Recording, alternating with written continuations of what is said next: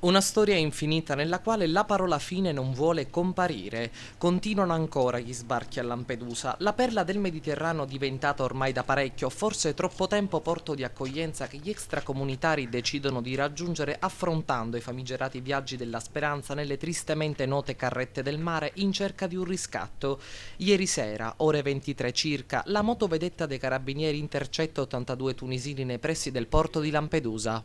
I migranti, tutti uomini ed in buono stato di salute, sono stati fatti sbarcare nel molo Favarolo e poi trasferiti al centro d'accoglienza dell'isola incontrata in Briacola.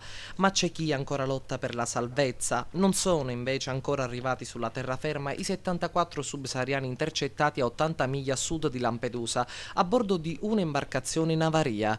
I migranti sono stati soccorsi dalla nave Lavinia della Marina Militare, sulla quale sono trasbordati.